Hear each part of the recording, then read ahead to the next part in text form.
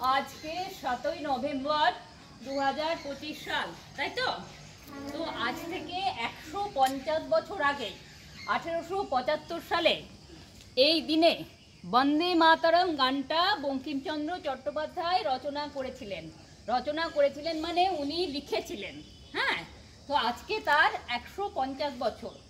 তো সেই গানটি উনি লেখার পরে তারপরে উনি আরেকটা উপন্যাস লিখেছিলেন।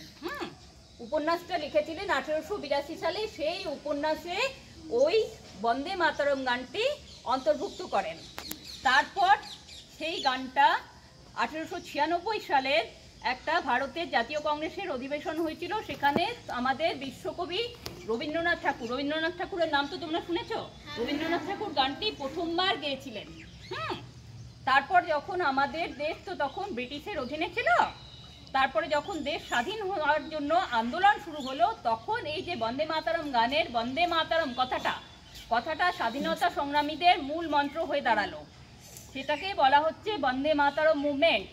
সেই বন্দে মাতরম মুভমেন্ট 1905 সালে বঙ্গভঙ্গ আন্দোলনের সময় শত শত বিপ্লবী বন্দে মাতরম বলতে বলতে বিপ্লবে এগিয়ে গেছিলেন, আত্মবলিদান করেছিলেন, শহীদ হয়েছিলেন অনেকে।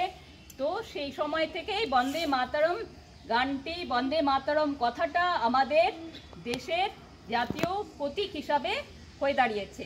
তারপরে 1950 সালে যখন আমাদের হলো, দেশের প্রজাতন্ত্র প্রতিষ্ঠা হলো, প্রজাতন্ত্র দিবসের দিন জনগণমনের সঙ্গে জাতীয় সঙ্গীতের সঙ্গে ওটাকে জাতীয় স্তোত্র হিসাবে মর্যাদা দেওয়া হলো।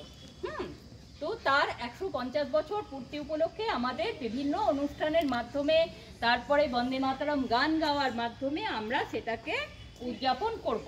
তোমরা বন্দে মাতরম গানটা সবার সঙ্গে গাইবে এবং বন্দে মাতরম কথাটা যে গুরুত্ব, সেটার আমরা যেমন জাতীয় সঙ্গীত হলে আমরা যেমন উঠে দাঁড়াই, জাতীয় সঙ্গীতকে শ্রদ্ধা করি, সেরকম বন্দে মাতরম কথাটা বা বন্দে মাতরম গানটা এটাকে সমান শ্রদ্ধা জানাবে। ঠিক আছে?